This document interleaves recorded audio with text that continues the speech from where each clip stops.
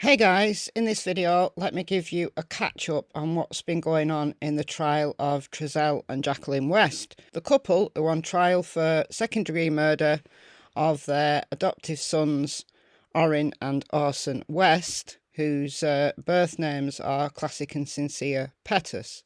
They were 4 and 3 respectively when they were reported missing by Trezell West on December 21st 2020. So I did a video a couple of days ago with a recap. In that video I talked about the West's oldest child, who is one of their biological children. There were 6 children in the family total, 2 biological children, and then before Orrin and Orson were allegedly murdered, there was 4 adoptive children, and the Wests were living on the proceeds of these adoptions. This oldest son said that Orrin did not move with them when they moved from their home in Bakersfield, they had an apartment there, to their house in California City. That was September 2020, 3 months before the boys were reported missing. Orson, the youngest child,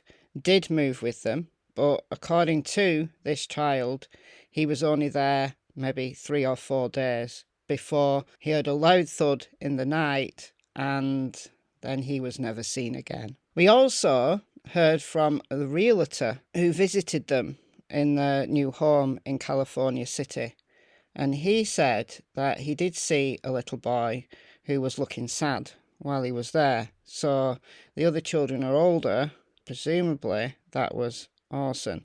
Alright, so we're now going to fast forward to April 17th, and I'm going to talk about the testimony of 2 witnesses that I found particularly interesting. The first of those was on April 17th, and this is Tammy Sullivan, who is a volunteer for Kern County Search and Rescue.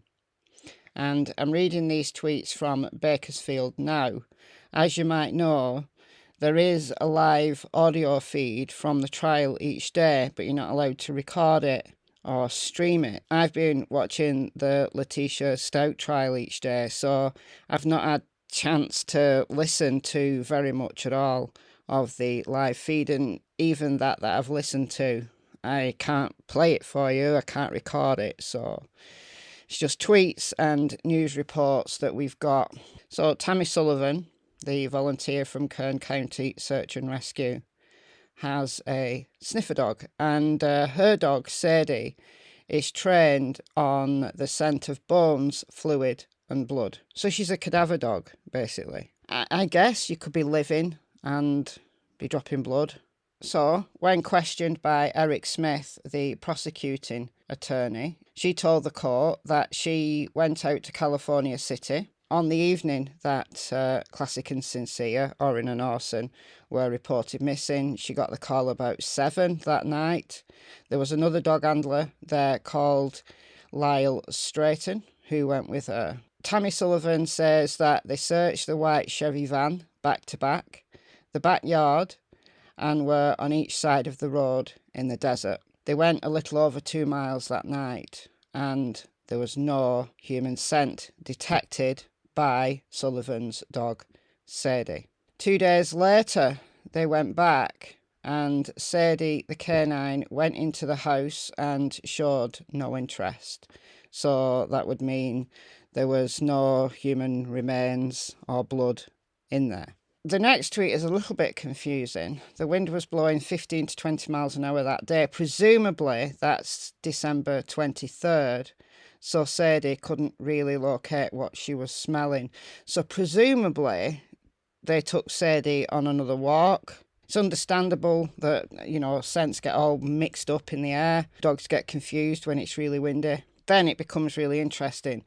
Sadie showed interest in what Sullivan called Section 1 in the backyard of the West's home.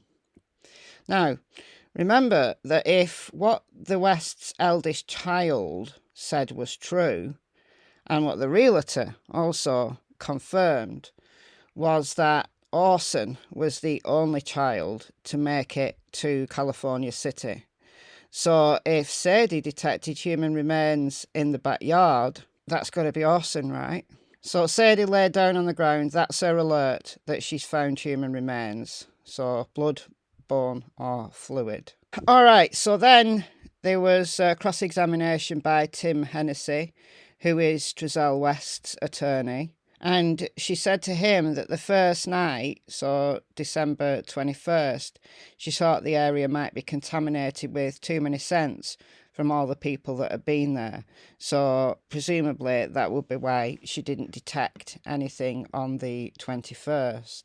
Now, if you followed the case from the beginning, you'll remember that the backyard was dug up, like large tracts of the backyard were dug up. Now, that makes sense because there was an alert there, but no human remains were found. Was there really human remains there? I'd have liked to have seen more than one dog. Now, there was another dog handler there. So did that dog detect anything, or was that a live scent tracker? Could have been a live scent tracker. You know, in the Michael Vaughan case, they had multiple dogs. They took multiple dogs there. And if more than one dog alerts at the same spot, then obviously it increases your confidence in that being a genuine scent, rather than a scent that's from contamination or a scent that's blowing in from somewhere that's confusing the dog. But there was nothing there, so could it be that, like in the Michael Vaughan case, Fruitland PD suspect that Michael was buried and then moved? Could it be that Orson was originally buried there and then he was moved? Possibly. Okay, so there's been a lot of different witnesses, law enforcement, officials, crime scene analysts, and so on and so forth. The other interesting witness I want to talk about was from yesterday. And this is someone called Maria del Carmen Noriega Salas. She told prosecuting attorney Eric Smith that she knows the date that this event occurred. It was September 19th, 2020, because that was the day her daughter left for Massachusetts. And it was actually her daughter that lived in the Casa Loma apartments. And she was there cleaning this apartment late up to 11 p.m. And anyway, as she walked out of her daughter's apartments, she saw a couple who came out of the dumpster area, a man and a woman. The man was tall, dark-skinned and slim, and the woman had light skin, curly and wavy hair, down to 6 to 8 inches below her shoulder. She saw the couple carrying an ice chest, blue with a white lid. They were each holding a handle. Smith asked how big it was. They got a tape measure out, and it was 21 inches. Now, that's obviously approximate. She says they came out of the dumpster, and she saw me head on. They got on the curb and crossed on the curb in front. They were walking very slowly, speaking in English and laughing very loudly. And then when they came out of the dumpster area, they were by themselves. They walked to a sidewalk. They walked to a sidewalk, that might mean. They stopped and saw her again. They continued walking and went into an apartment. They then grabbed something skinny. The man placed it on his shoulder. They continued walking like they were going to a grassy area and made a turn. And when Eric Smith asked her whereabouts her daughter lived, this was Building G, and there is a trash can area near that. She said she'd seen the man on one occasion before. He was the same man, tall, dark-skinned, skinny. On that occasion, he was carrying a stick and he had a diaper. She confirmed that the picture of Trezell West was the man that she saw on those two occasions. She also confirmed that the woman she thought she saw was Jacqueline West. And then there was a conversation between Maria and her friend Laura. Fatima Rodriguez, the attorney for Jacqueline West, is pretty fierce by all accounts. And she got Maria to confirm that she never actually saw them throw anything in the dumpster. She just saw them with this chest, with this ice freezer. She didn't actually see what was in that freezer. They were in the process of moving at that time. They could have been depositing old food that they didn't want. There could be any number of things that they had in this freezer. She said what prompted her to go and look was the noise she heard. And it was only her friend Laura sent her the link to two little boys being missing. that she remembered this occasion and she knew it was them. And it was Laura who asked her to look at the Wests carefully. Fatima Rodriguez asked Maria if she remembers telling law enforcement that she didn't see the man and woman's face, and she said no, she didn't say that. And because she's a Spanish speaker and she's communicating in English via a translator, it could be that the officers misunderstood her or translated it incorrectly. She says the light came on when they went to the dumpster and she could see them very clearly. Fatima Rodriguez also said that Maria had told law enforcement that it was two black people that she saw, and she said no, she said he was black, she was lighter skinned. And she said she felt that night something wasn't right, she sensed danger and felt fear. And Laura, Maria's friend, confirmed that Maria had been upset by this incident, that she was fearful of it. She just felt that something wasn't right.